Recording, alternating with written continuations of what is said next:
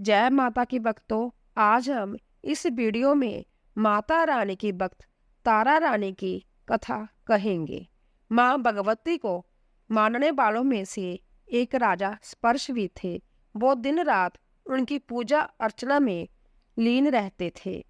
राजा को किसी चीज की कोई कमी नहीं थी, बस उनके बच्चे की ख्वाहिश थी। सालों से बच्चा ना होने के कारण राजा कुछ निराश रहते थे। एक दिन राजा की भक्ति से खुश होकर माँ भगवती ने सपने में आकर उसे 2 बेटी होने का वरदान दिया। आशीर्वाद मिलने के कुछ समय बाद राजा के घर एक बेटी पैदा हुई। बेटी पैदा होने की खुशी में राजा ने सबको दावत दी और बेटी की कुंडली बनवाने के लिए पंडितों को बुलवाया। सबने राजा से एक ही बात कही कि यह साक्षात देवी का रूप है। जहां भी इसके कदम पड़ेंगे वहां खुशियां ही खुशियां होंगी। यह भगवती देवी की भक्तन होगी। इतना सब कहकर पंडितों ने लड़की का नाम तारा रख दिया। कुछ समय के बाद मंगलवार के दिन राजा के घर एक और बेटी पैदा हुई। पंडितों ने उसकी भी कुंडली बनाई और उदास हो गए। राजा ने जब उनसे उदासी का कारण पूछा तो पंडितों ने कहा कि यह लड़की आपके जीवन में खूब सारा दुख लेकर आएगी। राजा ने पंडितों से पूछा कि आखिर मैंने ऐसे कौन से खराब कर्म किए हैं कि इसने मेरे घर जन्म लिया। पंडितों ने बताया कि आपकी दोनों बेटियां राजा इंद्र की अप्सराएं हुआ करती थी। इनमें से बड़ी बहन का नाम तारा और छोटी का नाम रुक्मन था। एक दिन यह दोनों मिलकर धरती की सैर करने के लिए आई। दोनों ने वहां पहुंचकर एकादशी का व्रत रखा। तारा ने अपनी छोटी बहन से कहा कि आज एकादशी का व्रत है, इसीलिए बाजार जाकर कुछ ताजे फल ले आओ, लेकिन वहां कुछ खाना मत। रुक्मन बाजार फल लेने के लिए चलेगी। वहां उसे मछली के पकोड़े दिखे। उसने झट से उन्हें खा लिया और अपनी दीदी के लिए कुछ फल ले आई। रुक्मन से तारा ने पूछा कि तुम अपने लिए फल क्यों नहीं लाई। उसने जवाब दिया कि वो मछली के पकोड़े खाकर आई है। तारा ने गुस्से में कहा कि तुम पापिन हो, एकादशी के दिन तुमने मछली खाई है। ऐसे खराब कर्म के लिए मैं तुम्हें छिपकली बनने का श्राप देती हूँ। अब उसी जंगल में तारा की बहन छिपकली बनकर रहने लगी। वहां एक जाने माने ऋषि गुरु गोरख भी अपने कुछ शिष्यों के साथ रहते थे। उनके शिष्यों में एक बहुत ही घमंडी था। अपने घमंड के चलते वो शिष्य कमंडल में पानी भरकर एकांत में बैठकर तपस्या करने लगा। तभी एक प्यासी गाय वहां आई। उसने सीधे अपना मुंह उस कमंडल में डाला और पानी पी लिया। पानी पीने के बाद जब वह गाय अपना मुंह बाहर को निकालने लगी तो कमंडल नीचे गिर गया। ऋषि का ध्यान भंग हो गया। ऋषि ने देखा कि गाय पानी पी गई। अब गुस्से में ऋषि ने गाय को एक चिमटे से बुरी तरह मारा और घायल कर दिया। इस बात की जानकारी जब गुरु गोरख को पड़ी तो वह तुरंत गाय को देखने के लिए गए। जैसे ही उन्होंने गाय की हालत देखी, वैसे ही अपने उस घमंडी शिष्य को आश्रम से बाहर निकाल दिया। कुछ दिनों के बाद गौ माता पर किए गए उस अत्याचार से होने वाले पाप को कम करने के लिए उन्होंने एक यज्ञ करवाया। इस यज्ञ के बारे में गाय को चिमटे से मारने वाले घमंडी शिष्य को भी पता चला। वो सीधे पक्षी का रूप धारण करके यज्ञ स्थल पर गया और भोजन में अपनी चोंच से मरा हुआ सांप डाल दिया। किसी को इस बात की खबर नहीं हुई। यह सब होते हुए तारा से श्राप मिलने वाली छिपकली रुक्मन देख रही थी। उसके मन में हुआ कि इसे खाकर सारे लोग मर जाएंगे।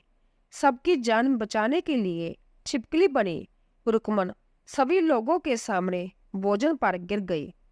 लोगों ने छिपकली को खूब कोसा और बर्तन को खाली करने लगे। उसी वक्त भंडारा करने वालों को खाने में मरा हुआ सांप भी दिखा। तब कहीं जाकर सबको समझ आया कि छिपकली सबकी जान बचाने के लिए जानबूझकर भोजन में गिरी। एक छिपकली होने के बावजूद भी इतने अच्छे विचार होने की वजह से जग में मौजूद सारे महत्वपूर्ण लोगों ने कहा कि हमें इस छिपकली की मुक्ति के लिए प्रार्थना करनी चाहिए। पंडितों ने आगे बताया कि सबकी प्रार्थना से ही वो छिपकली तीसरे जन्म में आप जैसे प्रतापी राजा के घर बेटी के रूप में पैदा हुई। वही तारा ने दूसरे जन्म तारामती के रूप में लिया और अयोध्या के राजा हरिश्चंद्र से शादी की। इतने सब बातें कहने के बाद पंडितों ने राजा स्पर्श को रुक्मण को मारने की सलाह दी। इस बात पर राजा बोले, मैं बेटी को कैसे मार सकता हूँ, ऐसा करना पाप होगा। फिर पंडितों ने कहा कि एक संदूक में सोना चांदी लगवा कर उसके अंदर लड़की को रख देना और संदूक को पानी में बहा देना। उसमें लगा हुआ सोना चांदी देखकर लोग नदी से संदूक जरूर निकालेंगे और लड़की की जान बच जाएगी। राजा ने पंडितों ने जैसा बताया ठीक वैसा ही किया। नदी में सोना चांदी जड़ा हुआ संदूक देखकर काशी के पास एक पंगी ने उसे बाहर निकाल लिया। उसके कोई बच्चा नहीं था, इसीलिए उसने संदूक के अंदर की लड़की को पालने का फैसला किया। उसने पंगी व उसकी पत्नी ने खूब प्यार से पाला और रुक्को नाम रख दिया। बड़ी होते ही दोनों ने रुक्को की शादी करवा दी।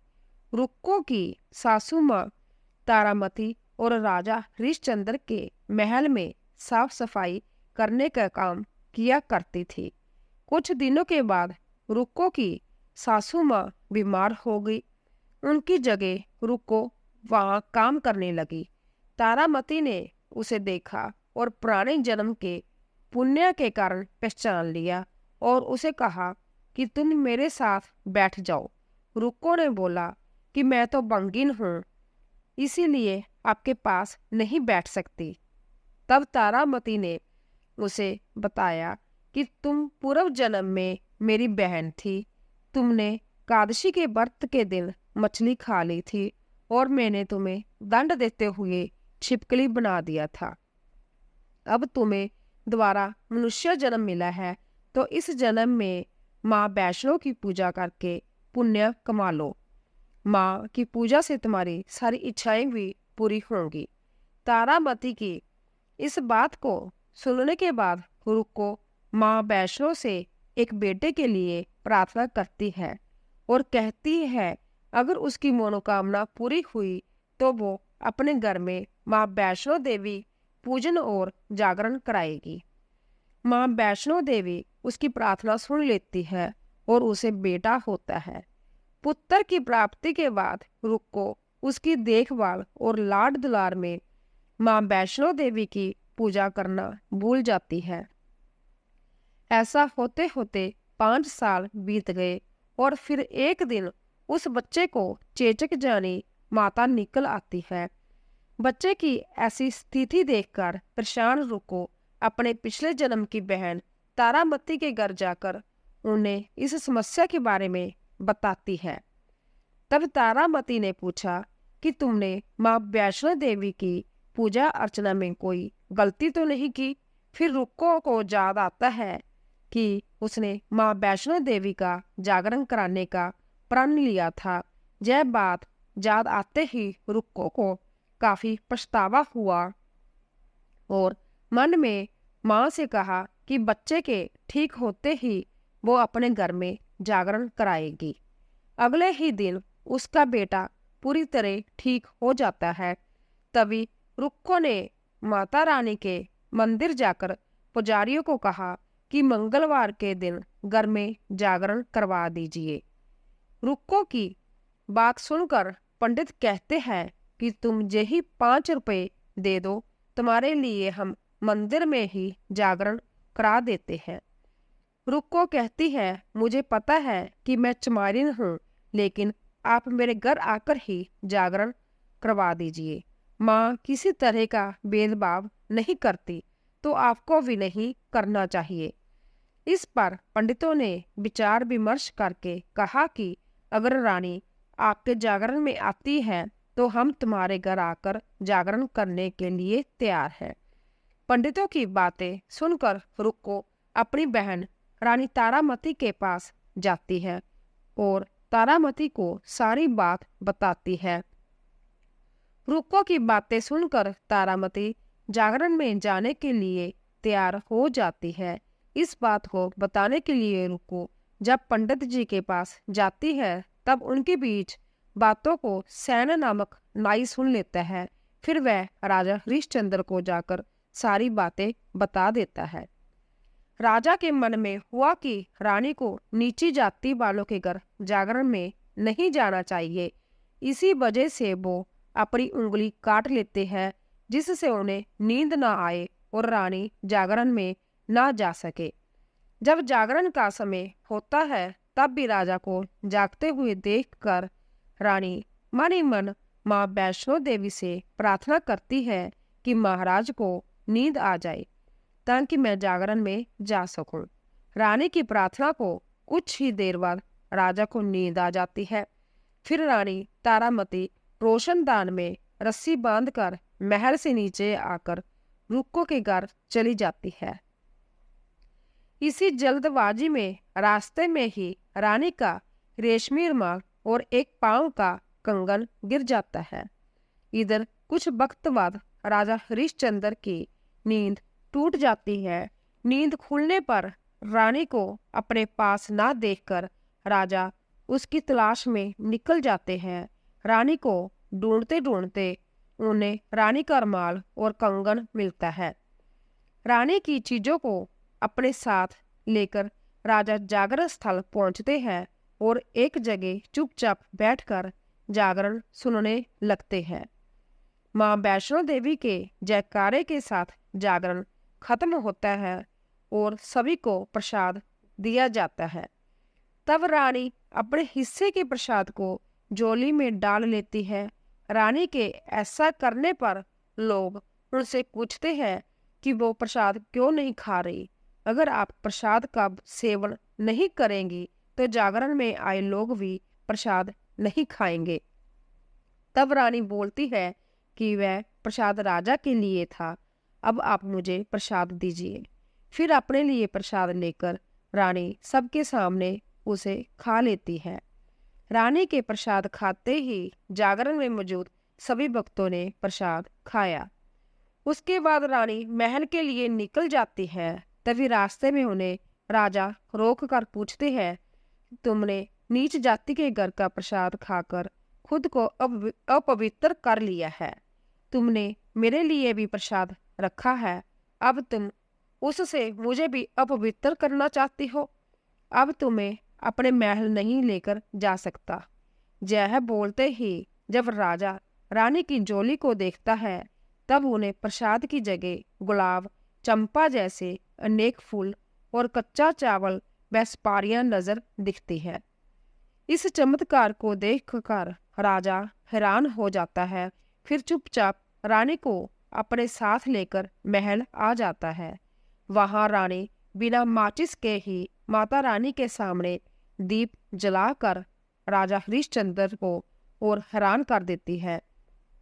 फिर रानी बोलती है कि माता के दर्शन करने के लिए तुम्हें बहुत बड़ा त्याग करना पड़ेगा। इसके लिए आपको अपने बेटे की बलि देनी होगी, तभी माँ दुर्गा आपको साक्षात दर्शन देगी। जय सुनकर राजा के मन में माँ के दर्शन की इच्छा होने लगी, जिसके लिए राजा अपने पुत्र की बलि देते हैं। बलि देने के बाद माँ दुर्गा शेर पर सवार होकर प्रकट हो जाती है। उन्हें देखकर राजा हरिश्चंद्र काफी खुश हो गए और माँ दुर्गा ने तुरंत राजा के बेटे को दोबारा जिंदा कर दिया। इस चमत्कार को देखकर राजा हरिश्चंद्र खुश हो गए। तभी राजा ने माँ की पूरी विधि से पूजा करके उनसे गलतियों की माफी मांगी। माँ दुर्गा ने भी राजा को खुश रहने का आशीर्वाद दिया और अंतर्धान हो गई। तब राजा ने तारा रानी से कहा कि मैं बहुत खुश हूँ कि मुझे पत्नी के रूप में आप मिली। फिर राजा हरिश्चंद्र, तारा रानी और रुक्मण तीनों अपनी मनुष्य योनि से छुटकारा पाकर देवलोक में चले जाते हैं। तारा रानी की जय।